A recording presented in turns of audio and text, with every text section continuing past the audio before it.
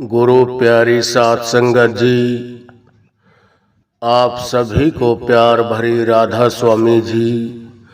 आज जो हम आपको साखी सुनाने जा रहे हैं वो साखी दो भाइयों की है जो पंजाब के बरनाला के रहने वाले थे। कहते हैं ना, मालिक अगर घर में कोई छोटी मोटी हारी बीमारी भी दे दे उसको भी आदमी सहन कर लेता है, उस बीमारी से भी लड़ लेता है। जब घर में कुछ गरीबी हो, कुछ अमीरी हो, कुछ धन दौलत हो उनके पास, तो वो उस बीमारी को भी से भी निजात पा लेता है।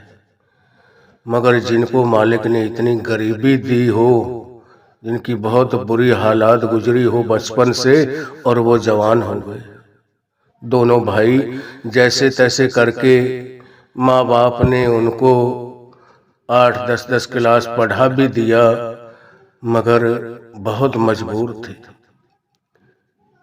पिता का इतना कोई कारोबार नहीं था, मेहनत मजदूरी करने वाला था और कोई कारोबार उनके पास इतना था नहीं जो पैसे की आमद हो।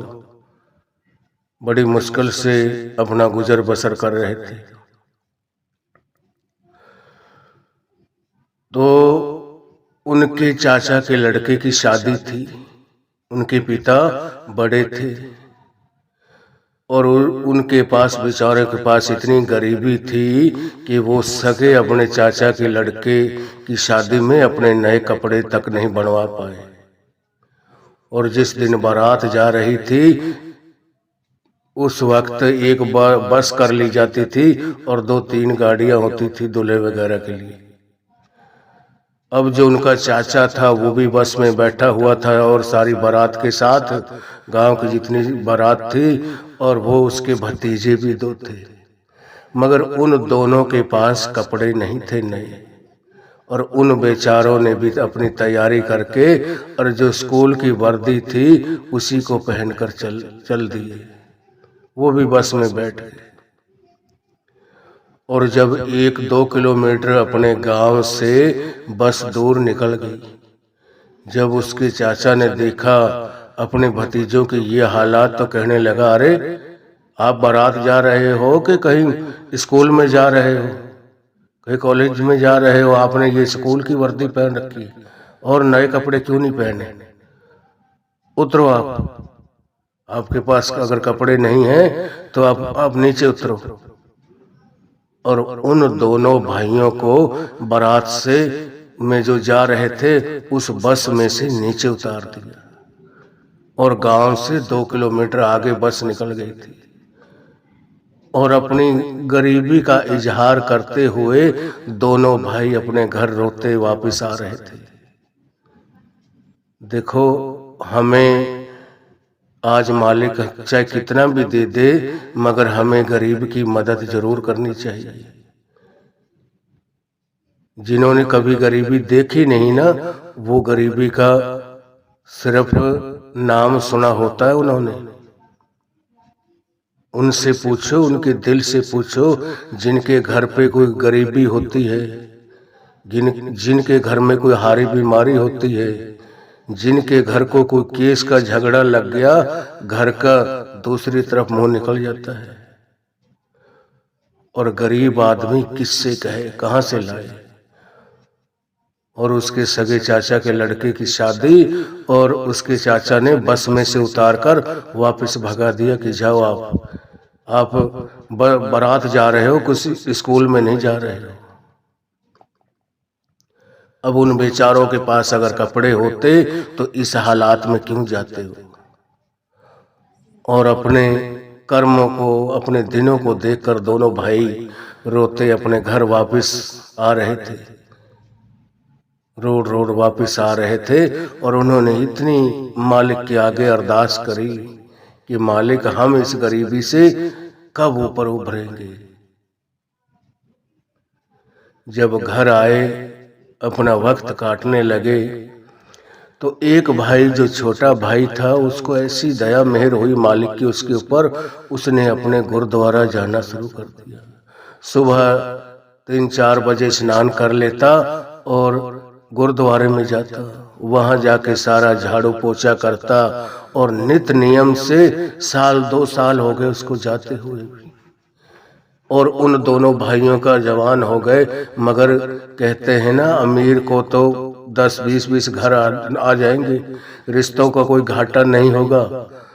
और जिसका कोई कारोबार नहीं, जिसके पास कोई धन की प्रॉपर्टी नहीं, कोई गाड़ी घोड़ा नहीं, घर की स्थिति ठीक नहीं, उनको कोई रिश्ता देना भी पसंद नहीं करता। गरीब से गरीब भी कहे, उसकी भी सोच होती है कि मैं अपनी लड़की की शादी किसी अच्छे बड़े घर में करूंगा जहां बेटी सदा सुख पाए।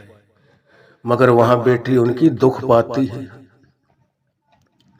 क्योंकि उनका घर तो पहले ही धन दौलत से भरा हुआ होता है, वो तो पहले ही अहंकार के हौमे के भरे हुए होते हैं।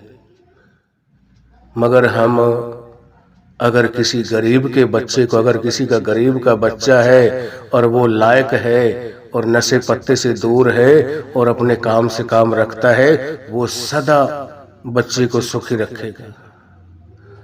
आज हम बड़े से बड़े घरों को देखते हैं और वो दहेज के इतने भूखे होते हैं, इतने उनके अंदर सब कुछ होते हुए भी फिर भी उनकी डिमांड, उनकी मांग, उनकी जो निगाह, उनकी सोच दूसरे के घर की तरफ होती है कि ये एक ही है, इसके बाप की इतनी प्रॉपर्टी है, जायदाद है। वो भी अपने लड़के से कहेंगे कि अपने ससुर से, अपने घरवाली से कहे ना वो तेरे नाम करवा दे, जबकि उसको पता भी होता है कि एक ना एक दिन मिलना तो हमें ही है, इसका कोई भाई और नहीं है, ये हमें ही सब कुछ मिलेगा। मगर सब्र कहाँ है किसी के पास। वो उसी के बारे में कहना शुरू कर देंगे तो उसके माँ बाप कहते हैं कि ठीक है बेटा, है तो आपका ही सब कुछ, मगर अभी हम आप जिंदे बैठे हैं, तुम्हारे पास क्या कमी है, मालिक ने सब कुछ आपको दिया हुआ है। मगर बेटों वालों का कभी भरता नहीं। जिसने अपनी बेटी दे दी ना, ये कहते हैं ना बेटी का धन सबसे बड़ा धन होता है। अपने जिगर का टुकड़ा जिसने दे दिया हो, अपने बच्चे का हाथ किसी दूसरे के ऊपर विश्वास करके, भरोसा करके कि हमारी बच्ची की ये सदा सुखी रखेगा, उसके हाथ में हाथ पकड़ा देते हैं और वो ही कुछ दिन आगे चलकर इतना धन का भूखा हो जाए और वो नशे पत्तों में लग जाए, लड़की को मार कुटाई करे। क्या सुखी है, क्या जिंदगी है उस बच्ची की। हम गरीब के लड़के को दे दें, अगर कुछ पढ़ा लिखा है, उसकी सोच आगे की है, ऊपर उभरने की, वो एक न एक दिन मालिक उसका साथ जरूर देता है और मालिक उसको गरीबी से भी निजात दिलवा देता है। यह उस मालिक के हाथ में है। मगर शुरू में उसको बहुत दुख कष्ट सहन करने पड़ते हैं। और जिंदगी में कामयाब वही होता है जिसने पहले गरीबी देखी हो। आज हमारे ही देश के प्राइम मिनिस्टर है मोदी जी, मगर कहीं भी जाते हैं अपने आप का घमंड भरी, अहंकार भरी बात नहीं करते। क्यों? उसने गरीबी देखी है, गरीब को समझते हैं। और कोई ज्यादा गरीब ऐसा आ जाता है, अपना दुख दर्द बयान करता है तो मोदी की आंखों में आंसू आ जाते हैं। इतना अंदर से उनका हृदय नरम है। वो इस देश को एक ऐसा महान इंसान मिला है जो आज तक ऐसा प्रधानमंत्री कोई नहीं हुआ, जिसके अंदर सारे गुण हैं संतों की तरह। वो नरम दिल भी बहुत है और जो उसके ऊपर अत्याचार करता है फिर वो अपनी गरमाई भी बहुत दिखाता है। उसको अपने आप का एहसास भी करवाता है कि अब देख मोदी क्या करता है, मोदी के पास कितनी पावर है और वो क्या कर सकता है। तो बात हम कर रहे थे गरीबी के ऊपर।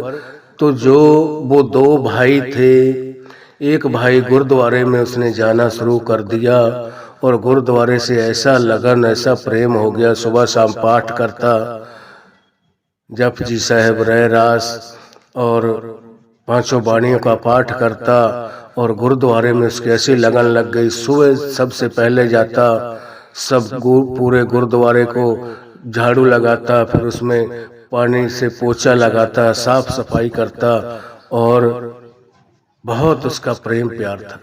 लोग भी, गांव वाले भी उसकी सराहना करने लगे कि बच्चा बहुत नेक है। बेचारे गरीबी तो बेशक है, मालिक एक न एक दिन इनको गरीबी से भी निजात देंगे। अब अपने गांव से उसने शुरुआत करी, और गांव से शुरुआत करता करता वो अमृतसर चला गया, हरमंदिर साहिब गुरुद्वारे में। वहां न रहने लग गया।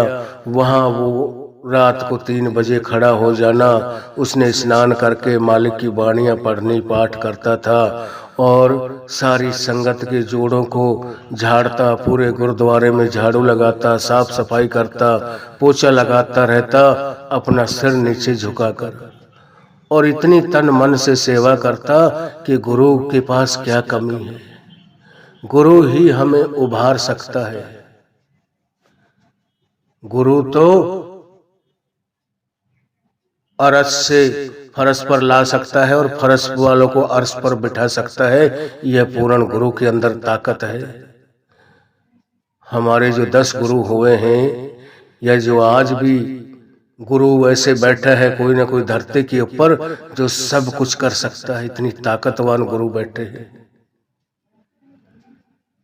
और एक न एक दिन मालिक उसकी सेवा का फल उसे जरूर देता है, जिसने अपने तन मन से सेवा की हो। तो वहां भी 2-4 साल रहने के बाद में एक दिन पूरा परिवार जर्मन से आ गया। उस वक्त वो अपने कमरे पे जा रहा था सोने के लिए, और जो जर्मन से आया था पूरा पंजाबी परिवार था।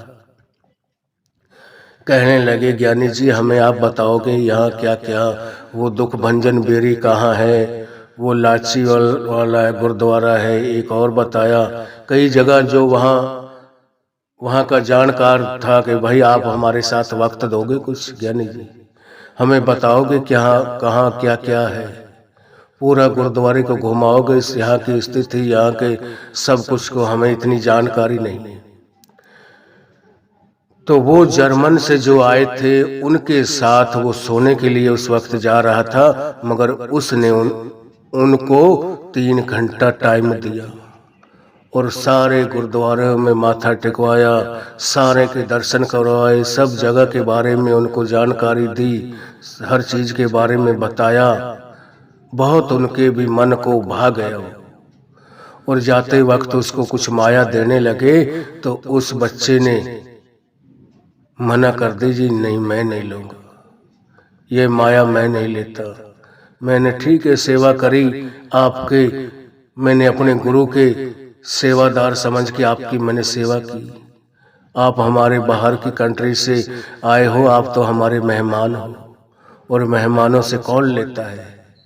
हम अपना घर, अपने गुरु का घर दिखाने की मैं पैसे ले लूं आपसे, यह नहीं करूँगा।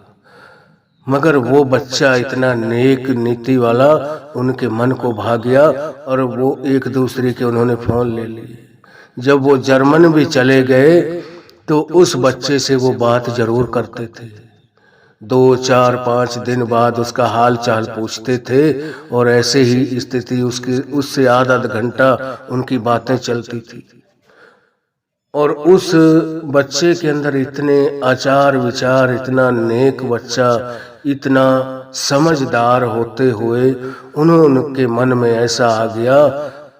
जब साल 6 महीने बीत गए तो उनके दिल के ऊपर वो भी अपने मन में सोचने लगे कि ऐसा हमारा उस बच्चे में मन आ गया है, उस लड़के में, जैसा कोई हमारे ही परिवार का सदस्य हो।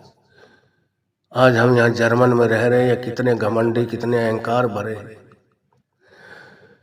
तो उन्होंने सारे परिवार ने अपने घर में सलाह बनाकर कहा, जर्मन वालों ने एक दिन फोन किया उस लड़के के पास कि बेटा हम अपनी लड़की की शादी तेरे साथ करना चाहते हैं। उस बच्चे को बड़ी खुशी हुई। उसने अपनी माँ को यह संदेशा बताया तो माँ कहने लगी, बेटा वो जर्मन के कितने बड़े आदमी हैं, कितने धन दौलत वाले हैं, हम तो उनके आगे हमारा ये कच्चे छतीर है, कच्ची वो हमारे लकड़ियों के बरगे डाले हुए हैं, हमारा कच्चा घर है, ना ढंग सा का घर है रहने को, ना हमारे कोई टॉयलेट बाथरूम वगैरह है बने हुए, वो बेचारी कैसे रह पाएगी हमारे घर। तो उस लड़के ने अपने घर की स्थिति जो थी सारी उनको बता दी, लड़के के पिता को, कि अंकल जी हमारा तो घर, मैं बहुत गरीब घर से हूँ और आप हमारा घर आकर देखोगे तो आप मिनट भी रुकना पसंद नहीं करोगे, मैं इतने गरीब घर का बच्चा हूँ। कहने लगे वो परिवार कि ठीक है, आप चाहे कितने भी गरीब हो कोई बात नहीं, हमें सब मंजूर है। आप अपना फोन नंबर कौन सा आप व्हाट्सएप कॉल खोलते हो, वो धीरे धीरे उसके पास पैसे भेजने चालू कर दी। और पैसे जब देने चालू किए तो उस लड़के से कहा कि बेटा तू अच्छी कोठी का नक्शा बनवा और कोठी की चुनाई चालू कर, एक बढ़िया कोठी बनवा। और जिस लड़की से उसकी शादी होनी थी वो लड़की कहने लगी कि मैं खुद जाऊंगी, खुद जाकर देखती हूँ। तो वो लड़की जर्मन से वहां उस गांव में आ गई, उस लड़के की मदद करने के लिए, उसकी हेल्प, उसका घर बनवाने के लिए। क्यों? क्योंकि उसी को तो वहां रहना था, उसी से उसकी शादी होनी थी।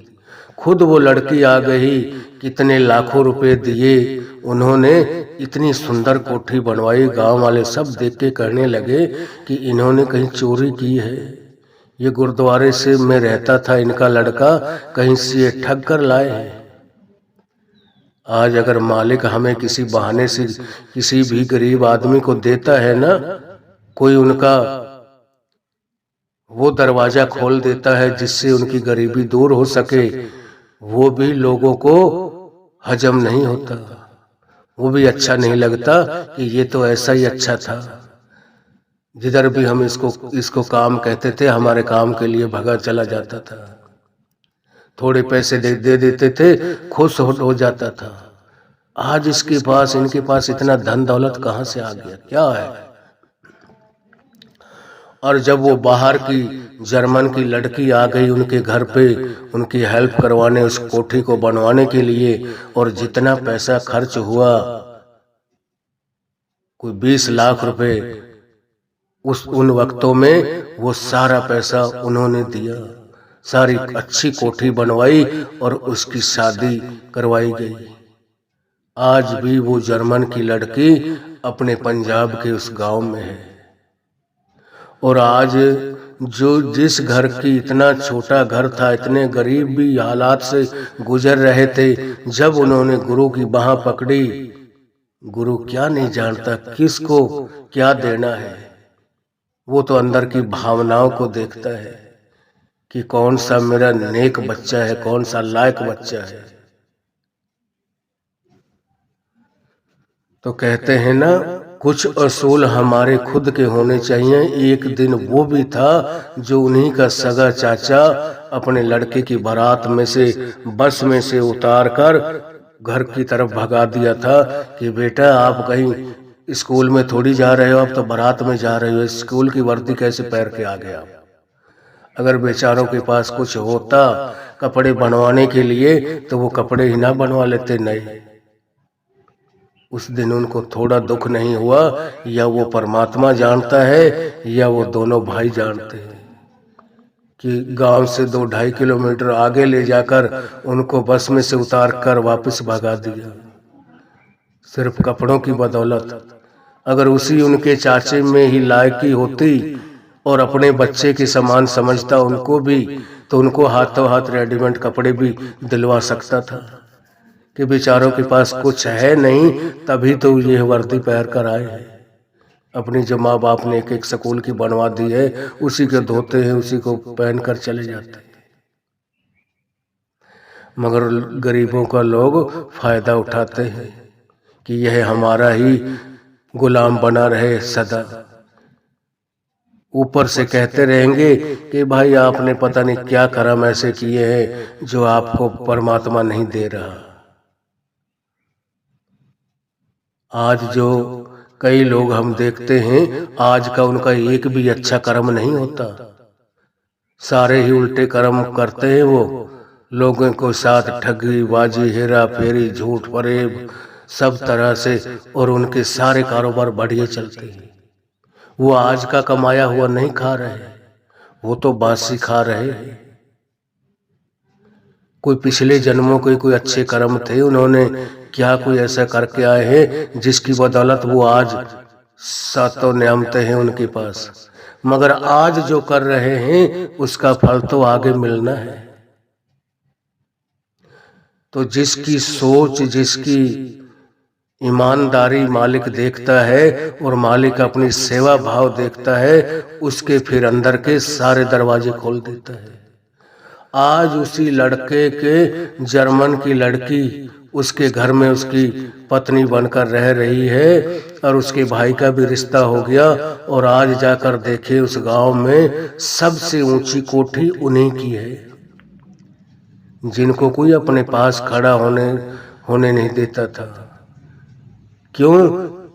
क्योंकि उन्होंने अपने दिल हृदय से सतगुरु की शरण में लग गए, और उन्होंने गुरु के पास गए और गुरु से अरदासें करते थे कि मालिक आपके पास कोई कमी नहीं है, आप तो सबके भंडार भर सकते हो, सब कुछ आपके पास है, आप जिसको देना चाहो वो आप कर्मों को भी पलट सकते हो, यह शक्ति यह ताकत आपके पास है।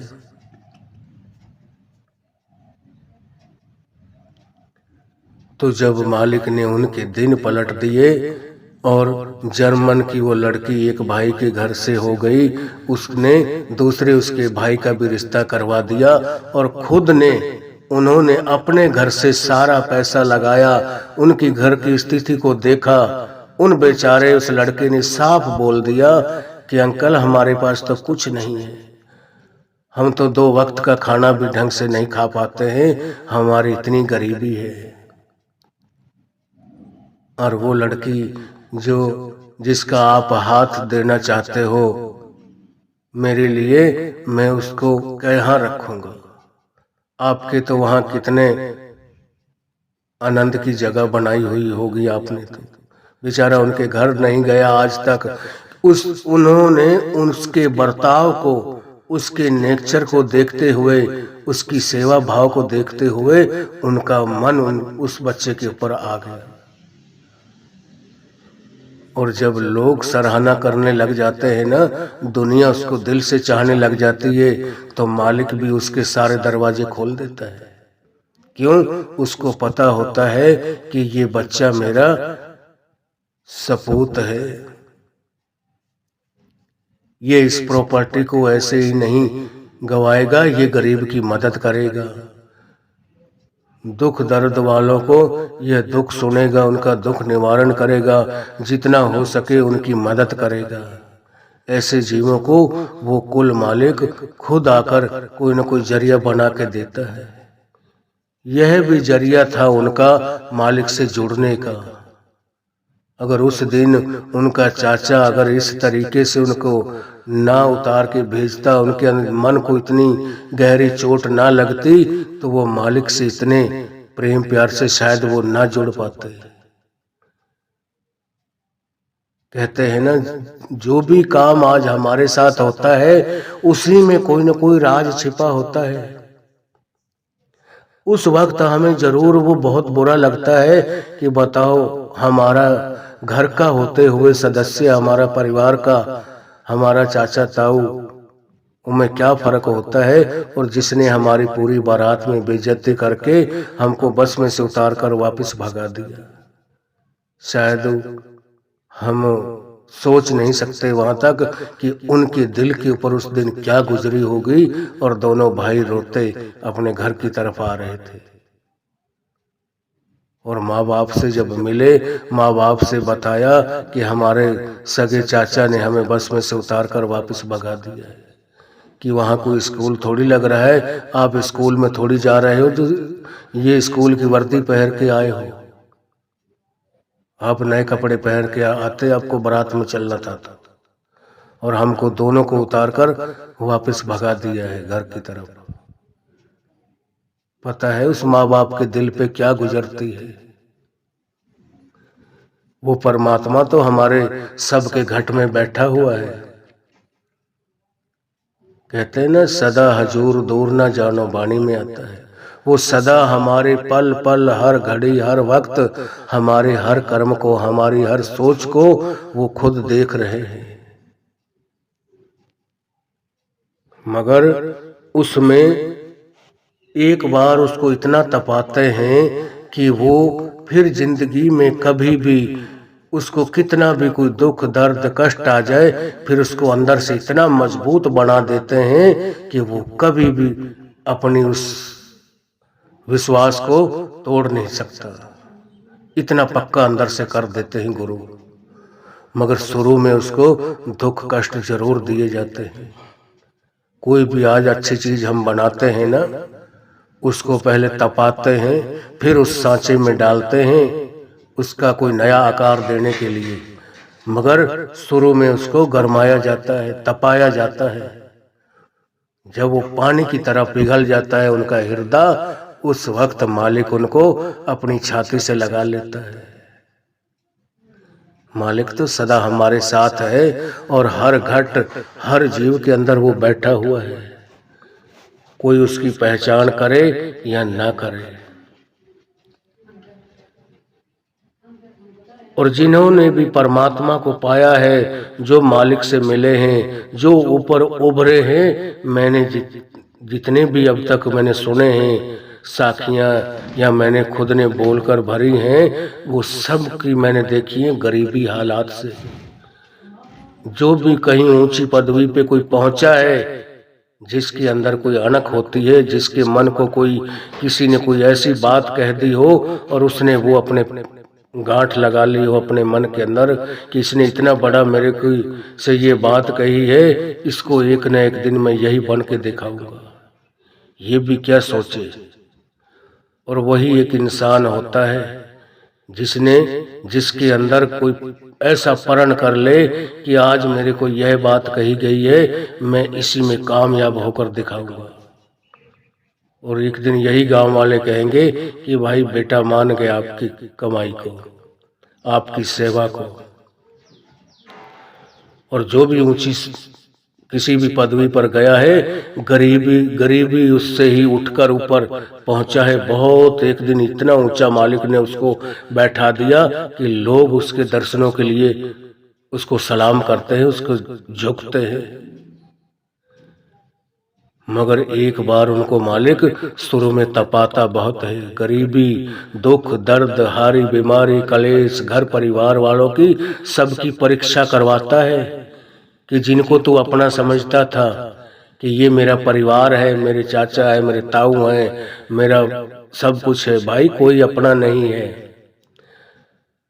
अपना है तो वो एक मालिक है, या दूसरे हमारे जन्म देने वाले हमारे माँ बाप जो हमारे लिए कर सकते हैं, कोई दुनिया का कोई इंसान नहीं कर सकता है।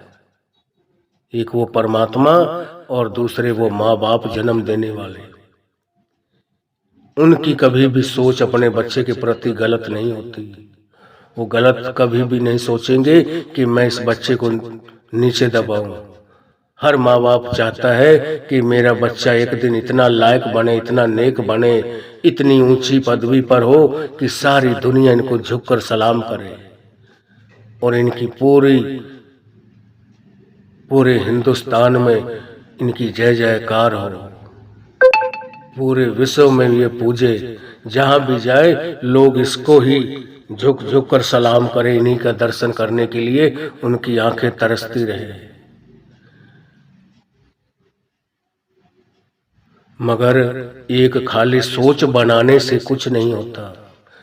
जब तक हम ऐसा कर्म नहीं करते, ऐसा बनकर नहीं दिखाते, उस गरीबी से ऊपर उठते हैं तो हम अपनी करनी से उठते हैं, अपने आचार विचारों से और सेवा से वही सेवा सफल होती है। वाणी में आता है ना, सतगुरु की सेवा सफल है, जे को करे चित लाए। वही सेवा सतगुरु को मंजूर होती है जो दिल आत्मा से की हो। मगर जो दिखावा करते हैं कि अब मेरे को कोई देख नहीं रहा, कोई है नहीं, अब मैं अकेला क्यों पछता रहूं। हम लोगों को दिखावा करके कई काम करते हैं। कोई दान पुण्य करते हैं, कोई सेवा करते हैं, कोई किसी काम में हम लगे हैं कि लोग हमें यहाँ के बहुत हमारी वो कहें कि भाई आपने बहुत सेवा की आज, आप भाई बड़ा मालिक का नाम लेते हो। वो सेवा उसको कुछ फल नहीं मिलता। वो यहीं की यहीं उसकी वाह वाह लेकर बस फूल जाता है, उसको आगे परमात्मा की खुशी नहीं मिलती। जो परमात्मा की खुशी अपने सतगुरु की, अपने मालिक की लेना चाहते हैं, वो दिखावा नहीं करते। इसीलिए तो गुरु नानक साहब ने अपनी वाणी में कहा है कि अंतर महल जे तीर्थ न आवे, तिस बैकुंठ न जाना, लोकपति ने कछु न होवे, ना ही राम अयाना। कि अंदर में महल है और हम तीर्थों पे स्नान करके कभी स्वर्गों बैकुंठों में नहीं चले जाएंगे। ये तन की मैल को उतार सकते हैं बाहर के सरोवर, हमारे मन की मैल को नहीं उतार सकते। लोकपति ने कछु न होवे, कि भाई तेरा लोकपति ने का मतलब होता है कि तेरा लोक दिखावा करने से कुछ भी नहीं बनाने वाला। तो दुनिया को मूर्ख बना सकता है, तो उस परमात्मा को कुछ नहीं बना सकता। वो तेरा रग रग का वाकिफकार है कि तेरे अंदर कितना अंदर प्रेम है, प्यार है, कितनी सच्ची श्रद्धा है। वो तेरे सब कुछ को जानता है। मगर जो अंदर परमात्मा को दिखाते हैं वो तो कोई बिरले जीव होते हैं। कहते हैं ना, भोजन भजन स्नान और चौथा पुण्य दान, यह चीजें अदब की हैं। भोजन और भजन, हम भोजन कर रहे हैं वो भी अदब से। बड़े बूढ़े कहते हैं ना, अपना घर का गुड़ भी है ना, उसे भी छिपा कर खाए। पता नहीं किसी की कैसी नजर है। किसी को बेचारे को चटनी रोटी भी नसीब दोनों वक्त नहीं हो रही, और कोई ऐसा जिसके पास दो दो सब्जियां, सलाद, कई कई तरह की आइटम उसके आगे रखे हुए हैं। और कोई आदमी ऐसा आ गया, उसको उस दिन वो खाना पचता नहीं। उसके मन में भाव आ जाएगा, अरे ये है, ऐश तो इस आदमी के है, हमारे को तो चटनी रोटी भी नसीब नहीं होती दोनों वक्त, उसके भी लाले पड़े रहते हैं। जिंदगी के कैसे पराठे बने हुए हैं, कैसी दो दो तीन तीन सब्जियां हैं, दही है, लस्सी है, सलाद है, हर तरह की सातों नियामतें हैं। वो खाना इंसान को पचता नहीं, पेट में दर्द बन जाएगा, कुछ ना कुछ जरूर होगा। उसके मन में भाव आ गया कि फला आदमी ऊपर आ गया, पता नहीं अब ये खाना भी मेरे को पचेगा या नहीं, और वो जरूर दिक्कत देता है। इसीलिए कहा गया है भोजन और भजन। जो हम भजन सुमरण करते हैं, जो हमारे सतगुरु ने नाम दीक्षा हमें दी हुई है, जो भी परमार्थ का काम करते हैं, वो दुनिया की निगाह से अगर बचाकर करेंगे, उस मालिक को, अपने सतगुरु को दिखाकर करेंगे, उसको पता हो, वो सब जगह देखता है। मगर हम तो उनको दिखाने से कोई लेना देना नहीं। हम तो लोगों को दिखाते हैं, अपने सेक्रेटरी को, अपने जत्थेदार, अपना इंचार्ज, कि भाई वो देख रहा है तो इधर बैठा है अपने काम को छोड़कर। हम सतगुरु का तो डर नहीं मानते, उनकी निगाह से तो बचते नहीं हैं, मगर हम उनका डर मानते हैं कि वो हमारा इंचार्ज देख रहा है, हमारा जत्थेदार, हमारा सेक्रेटरी ने ये काम दिया था। वो क्या कहेगा कि आप खाली बैठे हो, आप काम नहीं कर रहे हो, आप सेवा तो कर नहीं रहे हो। हम दिखावा करते हैं। आज हम सेवा में भी 100-200 डालते हैं ना, तो इधर उधर देखते हैं कि मुझे कोई देख रहा है या नहीं देख रहा। ये सब दिखावा है। लोकपति ने कछु न होवे, ना ही राम अयाना। कि भाई तेरा लोक दिखावा करने से, कोई सेवा डालने से, कोई सेवा तो कर रहा है, किसी काम को कर रहा है, किसी जत्थे में गया है, और तू जब कर रहा है जब कोई मेरे को देख रहा है, और तू देखता है कि वो चला गया अपने मोटरसाइकिल को लेकर, अब घंटे 2 घंटे में 4 में आएगा, मस्ती ले, कभी थोड़ा बहुत कर लिया और नहीं तो आराम से बैठा रहा। हमने सेवा करनी है अपने सतगुरु को खुश करने के लिए। उसकी निगाह का हर वक्त जो इंसान डर रखता है वो हमेशा जिंदगी में कामयाब होता है। और जो यहाँ के मालिकों को देखकर काम करता है वो हमेशा ही नीचे ही दबा का दबा रह जाता है, और वो पूरी जिंदगी अपनी गरीबी से उभर नहीं सकता। हमें अपनी सोच को बदलना है, अपनी करनी को बदलना है। अब मैं 4 चीजों को बारे में बता रहा था, भोजन, भजन और स्नान, और चौथा पुण्यदान। स्नान भी हम कर रहे हैं तो लेडीजें तो बेचारी अदब से स्नान करती हैं, मर्द को भी चौड़े में खड़ा होकर, बिल्कुल सामने खड़ा होकर और एक अंडरवियर पहनकर स्नान नहीं करना चाहिए। पता नहीं किसी के कैसा कोई शरीर से पतला दुबला है और इतना कमजोर है, और तू अच्छा खाते पीते घर से है, अच्छी तेरी सेहत बनी हुई है, पता नहीं किसकी नजर पड़ गई, तू बीमार पड़ जाएगा। तेरे ना खाने को मन करेगा, ना चलने को, ना किसी काम के लिए, ऐसा अंदर से टूट जाएगा। तो भोजन, भजन, स्नान और चौथा पुण्यदान, ये 4 चीजें अदब की होनी चाहिए।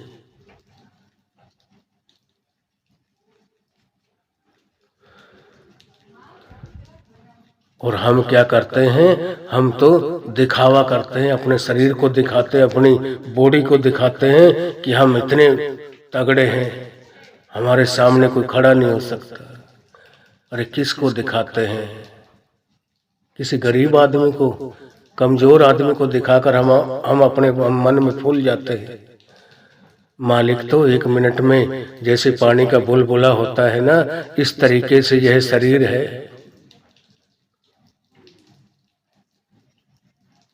पानी दिया बुलबुलिया की मुने आदा तेरियां, एक गाने में आता था कि इंसान तो एक पानी के बुलबुले के समान है, जो 1 मिनट में ही बन जाता है और 1 सेकंड भर, पूरा 1 मिनट तक नहीं रुक सकता, 10-5 सेकंड में ही खत्म हो जाता है। तो इंसान का भी इसी तरीके से है।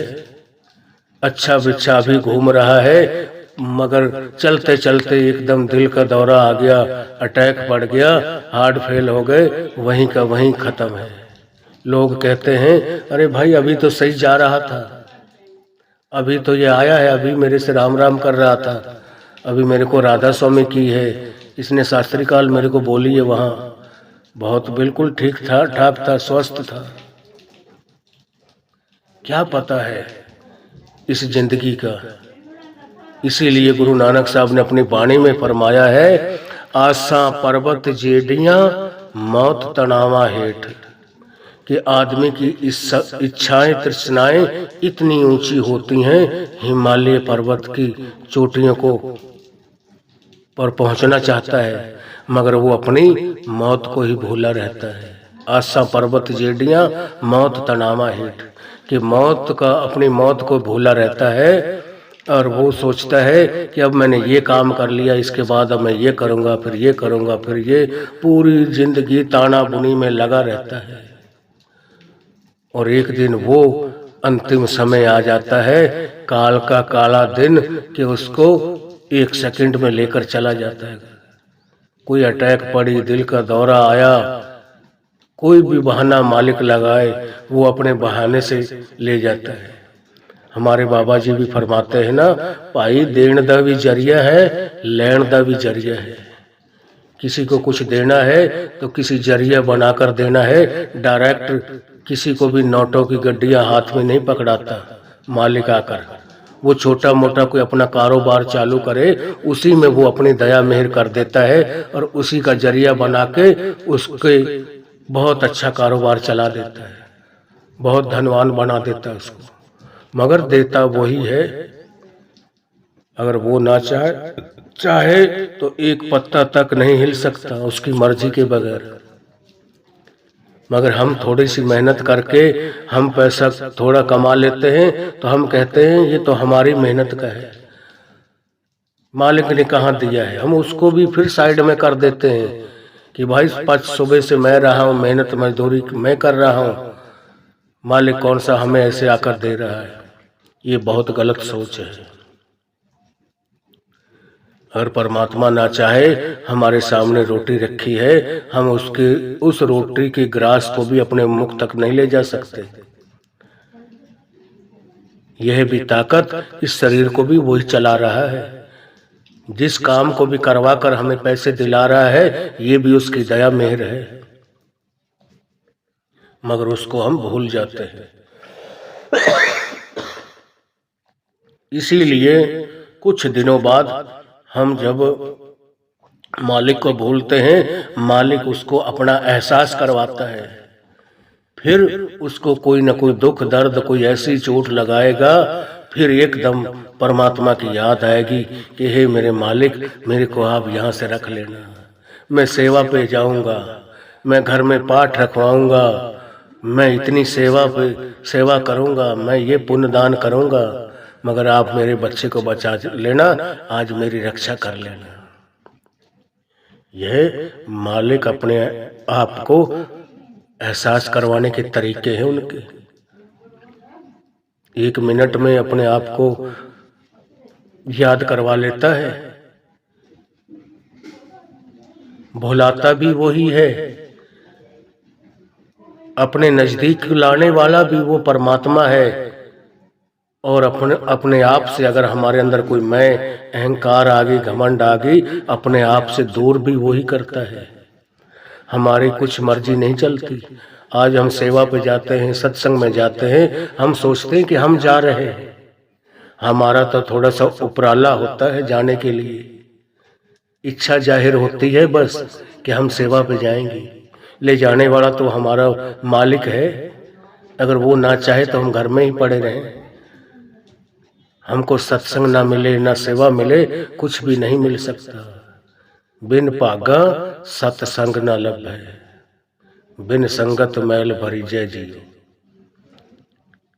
जब तक हम साधु की, संतों की साथ संगत में नहीं जाते, उनका सत्संग नहीं सुनते, उनका सेवा और भजन स्मरण में वक्त नहीं देते, तब तक हम मैल से, अवगुणों से भरे रहते हैं। यह सतगुरु का एक साबुन है हमारे कर्मों को धोने का।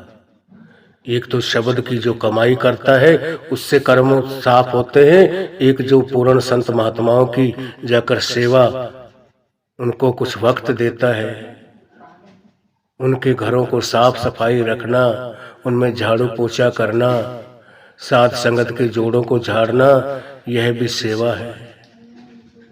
कर्म सिर्फ दो तरह से कटते हैं, एक सेवा से, एक भजन सुमरन की जो शब्द की कमाई करता है।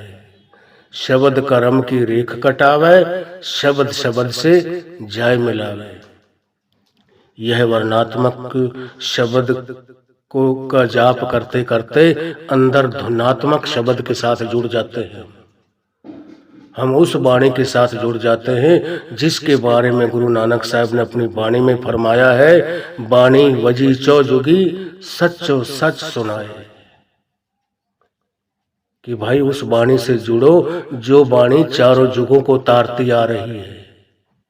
ठीक है, यह वाणियां भी ऊपर से आई हैं। जितने भी धर्म ग्रंथ लिखे गए हैं, जितने भी हमारे ग्रंथ है, गीता, कुरान, रामायण, जो भी लिखे गए हैं ये धर्म ग्रंथ, यह भी वाणियां ऊपर से आई हैं।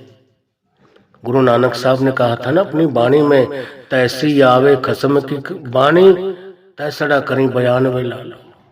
जैसी ऊपर से वाणी आती है ऐसा वो बयान कर देते हैं और वो लिखी जाती है।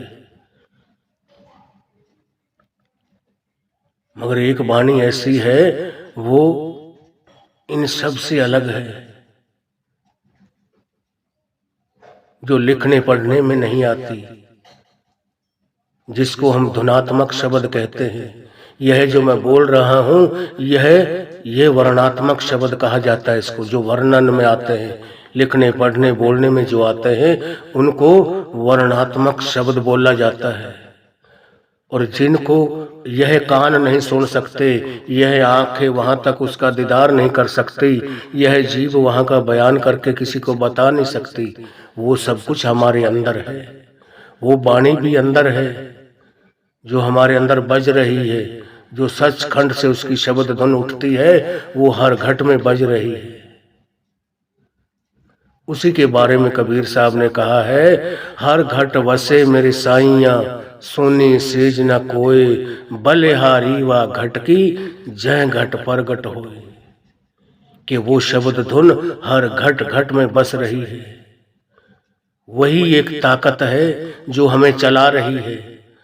उसमें बहुत मीठा राग भी है, अमृत भी है, वो शब्द धुन जो धुरधाम से सचखंड से आ रही है। जब तक हम उससे नहीं जुड़ते तब तक हमारा पार उतारा नहीं है।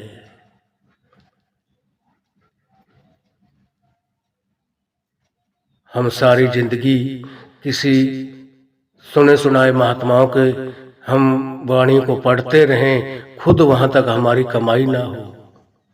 सारी उम्र हम खाने बनाने वाली किताब को ही पढ़ते रहें और हम आगे खाना ना बनाएं, उसमें तो खाली नुस्खे ही लिखे हुए होते हैं। एक डॉक्टर की किताब को ही पढ़ते रहें और आगे हम उस तरीकों को, उन नुस्खों को पढ़ के वो दवाई बनाकर किसी मरीज को ना दे, वो तब तक फायदा नहीं होता। तो ये जितने धर्म ग्रंथ हैं इनमें तो वो परमात्मा से मिलने के नुस्खे लिखे हुए हैं, युक्ति, वो तरीका लिखा हुआ है। और हमारी चिंता कब खत्म होती है? बाहर की वाणी को हम कितना भी पढ़ते रहें उतना वक्त तक हमारे मन को शांति रहेगी, मगर सदा कर लिए हमने वाणी से जुड़ा रहना है, सदा के लिए सुख शांति लेनी है तो हमें अंदर की वाणी से जुड़ना पड़ेगा, जिसके बारे में गुरु ग्रंथ साहिब में आता है, तुर की वाणी आई तिन सगली चिंत मिटाई। जिस घट के अंदर वो धुरधाम से जो वाणी आ रही है, जो वो राग रागनियां हो रही हैं, जिसके अंदर वो बजना शुरू हो गई, जो गुरमुख प्यारा उस राग से जुड़ गया, फिर उसकी सारी चिंताएं, सारे दुख दर्द खत्म हो गए। और जो अंदर के सतगुरु के नूरी स्वरूप से जुड़ गया, उसके सारे कर्म कट जाते हैं। वाणी में आता है, दर्शन पेटत पाप सब नासे, हर स्यों दे मिलाई। वो दर्शन अंदर के दर्शन है। यह भी दर्शन ठीक है, यह मगर एक जरिया है, अंदर स्वरूप कोई और है। हम सारी उम्र इसी के चक्कर ना काटते रहे। स्वामी जी ने अपनी वाणी में फरमाया है ना, गुरु मोहे अपना रूप दिखाओ, यह तो रूप धरा तुम सरगुण, याते जीव जगाओ। इस रूप से तो हमें वो जगाते हैं कि भाई आप को मालिक ने इंसानी जामा दिया है और आप मालिक की भजन बंदगी करके इस जन्म मरण के से मुक्त हो जाओ। गुरु मोहे अपना रूप दिखाओ, गुरु मोहे अपना रूप दिखाओ। फिर अगली लाइन में आता है, यह भी रूप प्यारा मोको, कि यह भी रूप प्यारा है। क्यों? जरिया यही है, इसी से हम अंदरले स्वरूप तक पहुंचते हैं। यह भी रूप प्यारा मोको, इस ही से उसको दर्शाओ। इस ही रूप से जुड़कर अंदर के रूप तक हम पहुंच सकते हैं। शब्द रूप जो रूप तुम्हारा, सोई अब दर्शाओ। गुरु मोहे अपना रूप दिखाओ, कि जो तुम्हारा शब्द रूप है, वाणी रूप है, जिस रूप को तुम चारों युगों से धारते आ रहे हो, कभी किसी संत के रूप में, कभी किसी के संत के रूप में, मगर शब्द तो वो एक है, परमात्मा तो एक है। तो कबीर साहब ने कहा है, बलिहारी वा घट की, जय घट प्रगट होए। कि बलिहार जाऊं उस घट के, उस इंसान के जिसने अपने अंदर से उस कुल मालिक को, उस परमात्मा को प्रकट कर लिया, प्रत्यक्ष कर लिया। जैसे धन्ना को बताते हैं पत्थर में से अपने मालिक को प्रकट कर लिया था। जिनका अंदर से हृदय शुद्ध होता है, वो भोला भगत था धन्ना जाट। पंडितों ने तो उसको बेचारे को मूर्ख बनाया था और एक ताजा ब्याई हुई गाय ले ली थी और उनसे कहने लगे धन्ने जाट से कि धन्ना जाट, हम आपको एक ठाकुर जी देंगे, वो तेरा सारा काम काज करेंगे। और बेचारा वो भोला भाला आदमी था, एक मन का पत्थर उसके सिर के ऊपर रखवा दिया कि ले जाओ, ये ठाकुर जी हैं और इसकी आप सेवा करना, इसकी पूजा करना, ये आपके कामों में हाथ बंटवाएगा, आपका सारा काम करेगा, आपके बराबर पूरा साथ देगा। और वो गया घर पे, एक मन का पत्थर उठवा दिया उसके सिर पे, एक ताजा ब्याई हुई लवेरी गाय उन पर ब्राह्मणों ने ले ली उससे, पंडितों ने।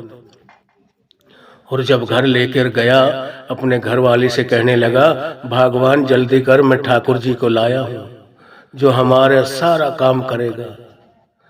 और उसने फटाफट एक गाय का गोबर लेके, जो आज भी हम चूल्हे चौके को पवित्र करते हैं, तो गौ माता का गोबर लाकर सारे चौके पर लगाते हैं। वो लिपवाया गोबर के, उससे पवित्र जगह बनवाई, वहां ठाकुर जी को उतारा। अपने घर वाले से कहने लगा, उतरवाओ ठाकुर जी को नीचे। और उसको स्नान करवाया, ऊपर लाल चुनरी ओढ़ा दी उसको, और खाना बनवाया कि अब हमें खाना बना के दो, ठाकुर जी भी खाएंगे और उसको भी निकाल के दो और मेरे को भी दो।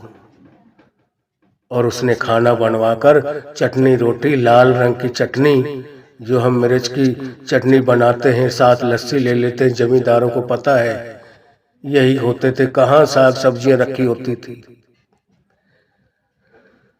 पुराने वक्तों में। अब चटनी रोटी उसको दे दी और एक थाली में उसको दे दी, तो वो जो था धन्ना जाट कहने लगा, ठाकुर जी खाओ, आप पहले खाओ। अब वो तो पत्थर था और उससे कहने लगा कि ठाकुर जी, मेरे को पता है आप पंडितों के पास थे, आपको वहां खीर पुए मिलते थे, हलवा पूरी मिलते थे, मगर मैं तो एक गरीब जाट हूँ, मेरे घर पे तो आप यही कुछ मिलेगा, आपको यही स्वीकार करना पड़ेगा। और बैठे बैठे 3 दिन और 3 रात गुजर गई। कहने लगा, पहले ठाकुर जी खाएंगे फिर हम खाएंगे। ना अपने घर परिवार वाले को किसी को खाने देता। कहने लगा, ठाकुर जी आप क्यों नाराज हो गए हो, आप तो अब मेरे ही घर पे रहोगे और मेरे ही काम में हाथ बंटवाओगे। मैं अकेला आदमी हूँ और मेरे पास इतनी गाय गैया मैया है, गौ माता है, मैं उनको चराने के लिए ले जाऊं या अपना खेती कार का मैं घर बार का काम संभालूं। मेरे पास एक कुआं है, उसको चलाकर मैं अपने खेती को करता हूँ, अकेला आदमी पड़ रहा हूँ। ठाकुर जी ये खाना खाओ और चलो मेरे साथ काम करवाना। और आज इतिहासों में बताते हैं, जब 3 दिन और 3 रात गुजर गई, खाना ऐसे रखा है, उस धर्मराज का भी तख्त सिंहासन हिल गया कि ऐसा कौन महात्मा कोई बैठा है अब भक्ति में लीन, इतना दृढ़ भरोसा विश्वास करके। उसने आकर देखा तो वो धन्ना जाट वो ठाकुर जी के आगे प्रसादे वो लंगर रख के बैठा था। और उसने आकर एक बच्चे का रूप धारण किया और छोटा सा हाथ निकाला उस लाल चुनरी के नीचे से और रोटी तोड़कर पीछे की तरफ ले जा रहा था कि ओटक में होकर खा लूंगा। ये जब खाएगा, नहीं, इसने ऐसा वो वचन कर लिया है कि मैं अपने प्राण त्याग दूंगा, अगर ठाकुर जी नहीं हमारे घर का खाना खाएंगे तो हम भी नहीं खाएंगे, मरना मंजूर है। ऐसा भी दृढ़ विश्वास, ऐसा भरोसा कर लिया था। और जब वो ठाकुर जी पर उसमें से एक बच्चे का रूप धारण करके छोटा सा हाथ निकाला थाली की तरफ रोटी तोड़ने के लिए, तो जो थे धन्ना जाट उन्होंने हाथ पकड़ लिया कहने लगे, ठाकुर जी मैं ऐसे नहीं खाने दूंगा, मेरे सामने होकर खाओ जैसे मैं खा रहा हूं। आप बाहर आओ और दोनों आमने सामने बैठ के बराबर खाना खाएंगे। तो उस वक्त उसकी भक्ति के ऊपर वो खुश हो गए, उसके भोलेपन के ऊपर। और ठाकुर जी ने वो परमात्मा का, वो इंसान का रूप धारण किया और उसके सामने आए और उसके सामने बैठकर खाना खाया दोनों ने। और वो ठाकुर जी कहने लगे, हाँ जी बताए धन्ना जी, मेरे लिए क्या हुक्म है? तो धन्ना जाट ने कहा कि ठाकुर जी बस मेरा तो एक छोटा सा काम कर दिया करो, मैं घर के काम काज को तो खेत क्यारी को तो मैं संभाल लूंगा, मगर ये 15-20 गाय हैं मेरे पास, मेरे को इनको चराना पड़ता है, मेरे पास कोई आदमी नहीं है, और बस आप तो इनको चरा लाया करो और शाम को मैं इनका दूध वगैरह आप काट लिया करूंगा, मैं इतने दिन में खेत क्यार का काम संभाल लूंगा। इसीलिए शब्द में भी आता है, नामदेव दी बनाई छपरी, धन्य दिए गौआ चारिया। संत नामदेव की तो उसने छान उसकी छप्पर को खुद आकर बांधा था परमात्मा ने, और धन्ना जाट की गायों को चराया था सारा दिन। ये भोले भक्तों की सेवा है। उनके अंदर, उनके पास वो खुद एक शरीर धारण करके उनके सारे काम काज में हाथ बंटवाता है मालिक। तो यह सच्चे प्यारों के काम है, उनके साथ जिनके अंदर से हृदय कोमल होते हैं, शुद्ध होते हैं, किसी भी तरह का किसी के प्रति कोई द्वेष भाव नहीं होता, किसी से वैर विरोध नहीं होता, सबका आदर मान करते हैं। अंदर से इतनी शुद्ध आत्मा होती है उनकी, भोलेपन, वहीं आकर परमात्मा प्रकट होता है। हम चाहते हैं कि हम दुनिया की मौज मस्ती भी करते रहें, यह विकार भी ऐसे हमारे अंदर भरे रहे और वो परमात्मा भी आकर प्रकट हो जाए। तो भाई दोनों चीजें एक घर में नहीं बस सकती। हमें नामे नाल विरोध है, दो ना वसे एक थाए। हमें का और नाम का, यानी अहंकार का और नाम का, दोनों का विरोध है, दोनों एक जगह नहीं बस सकते। जिस दिन जिस जीव में नाम प्रकट हो गया, फिर वहां वो काम नहीं, अहंकार नहीं, क्रोध नहीं। और जब तक ये विकार इंसान के अंदर रहेंगे तब तक नाम नहीं प्रकट होता। हमें नामे नाल विरोध है, दो न वसे एक थाए। दोनों एक घर में नहीं बस सकते, इनका आपस में झगड़ा है। तो जब तक हम अपने अंदर उस अपने घर में उस मालिक को लाना चाहते हैं, तो हमारे अंदर इतना प्रेम प्यार, हर आदमी से, हर इंसान से हम प्रेम प्यार का व्यवहार नहीं करते, तब तक वो मालिक खुश नहीं होता। हम इधर से किसी को अपना मानते हैं, किसी को दुश्मन मानते हैं, उसको दुश्मन की नजर से देखते हैं। क्या उसके अंदर परमात्मा नहीं बैठा हुआ? अगर कोई इंसान से चिढ़ता है तो ये समझो उसके बनाने वाले से चिढ़ रहा है, ये उस परमात्मा से यह इंसान चिढ़ रहा है। क्यों? जिसको भी मालिक ने बनाया है, अच्छा या बुरा, ये तो उसके कर्मों के मुताबिक बनाया है। वो हमको बुरा लगता है मगर वो परमात्मा की नजर में बुरा नहीं होता। क्यों?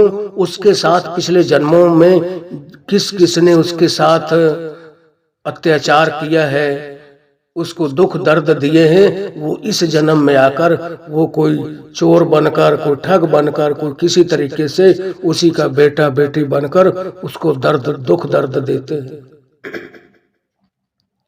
मगर कर्म अपने किए होते हैं। ना मालिक हमें कोई हारी बीमारी देता है, ना कोई और दुख दर्द दे के राजी है। मालिक तो खुशी जहां होती है, जहां प्रेम होता है, वहीं बसता है। जहां बैर विरोध होता है वहां मालिक नहीं बसता। और ये जितनी भी अमीरी गरीबी हारी बीमारी हमारे कर्मों के मुताबिक मिलती है, जैसा हम करके आते हैं। मालिक को हमारे से कोई दुश्मनी नहीं होती। इसीलिए वाणी में आता है, दद्दा दोष ना देहो अवर जाना, दोष कर्मा अपने, जो मैं किया सो मैं पाया, दोष न दो अवर जना। कि भाई किसी को दोष मत दे, आज जैसा मैं करके आया हूं ऐसा फल मेरे को मिल रहा है। आज जैसा मैं पिछले जन्म में करके आया हूं उसका आज मेरे को फल मिल रहा है। जैसा आज करूंगा इसका फल आगे मिलेगा मेरे को। मगर मिलता सब कुछ अपने कर्मों के मुताबिक है। किसी को सुख दुख हारी बीमारी गरीबी अमीरी यह हमारे ही कर्मों के मुताबिक मिलती है। कोई किसी को गरीब बना नहीं सकता, कोई किसी को दुख दे नहीं सकता। अगर हमने किसी को परेशान किया है किसी जन्म में, वही हमसे अपना बदला चुकाने के लिए आता है। तो हमारा फर्ज यह है कि हम इंसान के नाते उससे भी हाथ जोड़कर कहें कि शुक्र है मालिक का कि मेरे ऊपर से आपका कर्जा उतर गया। बाबा जी एक जगह फरमा रहे हैं, अगर कोई आप रास्ते जा रहे हैं तो आपको किसी ने माँ बहन की गाली दे ली, तो आगे से उसी गाली के बदला, गाली तो 5 साल का बच्चा भी उसके बराबरी कर लेगा, उसी को उसी तरीके से गाली दे देगा। मगर समझदारी किसमें है? समझदारी उसमें है कि आप हाथ जोड़कर, जो आपको गाली बोल रहा है, आप शब्द बोल रहे हैं आपके बदले, आपके बदौलत, उसके पास आप जाओ और आप दोनों हाथ जोड़कर उससे कहो कि भाई आपको मेरे बदौलत आपको अपनी जबान गंदी करनी पड़ी, इसके लिए मैं आपसे माफी चाहता हूँ कि भाई मेरे अंदर कमी थी, गलती मैंने की है, आपने अपनी जबान ऐसे ही खराब कर ली, मेरे को आप माफ कर देना। तो हम अगर इस तरीके की उससे माफी मांगते हैं, ऑटोमेटिक वो गाली देने के बाद भी हम वहां से चुपचाप माफी मांग कर चले जाते हैं। वो अब बाद में हम जब वहां से चले गए तो वो अपने अपने मन में विचार करता है कि मैंने उस बेचारे की क्या गलती थी, गाली मैंने उसको दी है, उल्टा सीधा मैंने उसको बोला है, और उल्टा वो हाथ जोड़कर वो माफी मेरे से मांग के गया है कि भाई आपने गलती मेरी थी, आपने मेरी बदौलत अपनी जबान को गंदा किया, इसके लिए मेरे को माफ कर देना। और वो खुद ब खुद सोचेगा कि ये मैंने बहुत गलत किया है।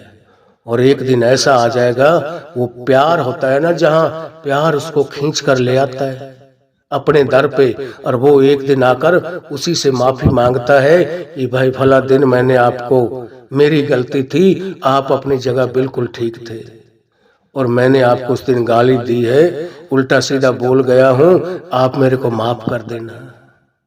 और वो आगे से हंसकर फिर भी प्रणाम करता है। राधा स्वामी बोलता है, मालिक का नाम लेकर बोलेगा कि भाई आपकी कोई गलती नहीं है, जो भी किया है आपने तो मेरे ऊपर से कर्जा उतारा है। मगर अगर आज किसी ने मेरे को एक थप्पड़ मारा, उसके बदले मैंने फिर उसको 1 के 2 मार दिए, तो मैंने अपना कर्जा फिर अपने सिर कर लिया है। किसी की हिम्मत नहीं किसी के ऊपर हाथ उठा दे। अगर हमने किसी जन्म में उसको परेशान किया है, उसकी मार पिटाई की है, इस जन्म में उसी इंसान की हिम्मत पड़ेगी हमारे ऊपर हाथ उठाने की। नहीं तो किसी की ताकत नहीं हमारे ऊपर वो हाथ उठा दे या प्रहार कर दे। हम इधर तो कहते हैं कि मालिक के हुक्म के सिवाय एक पत्ता नहीं हिलता। अगर उसके हुक्म के सिवाय एक पत्ता नहीं हिलता तो उस इंसान की क्या ताकत थी जो हमारे ऊपर वो एक्शन करे, हमारे को मार पिटाई करे हमारी। वो क्यों करता है? हमने उसके साथ की होती है। तो यह साखी मैंने बहुत लंबी कर दी है। मैं आप सबसे माफी चाहूंगा कि अगर मेरी साखी में कोई भी लफ्ज, कोई भी ऐसा शब्द मेरे मुख से निकल गया हो तो सारी संगत अपना बच्चा, अपना छोटा भाई समझ के मेरे को माफ करे। और कमेंट में राधा स्वामी लिखना ना भूलें, और यह भी लिखना कि हम कौन से एरिया, कौन से स्टेट से सुन रहे हैं। और जो आपको मेरी कोई कमी महसूस लगे, कहीं भी दिखाई दे कि यह शब्द आपने गलत कहा है, वो आप मेरे को कमेंट में लिखकर जरूर भेजें। अगर आप हमारे रूहानी साखियाँ चैनल पर नए हैं तो हमारे चैनल को लाइक व सब्सक्राइब जरूर करें, जब आपको यह साखी पसंद आए तब, नहीं तो लाइक व सब्सक्राइब करने की कोई जरूरत नहीं। राधा स्वामी जी।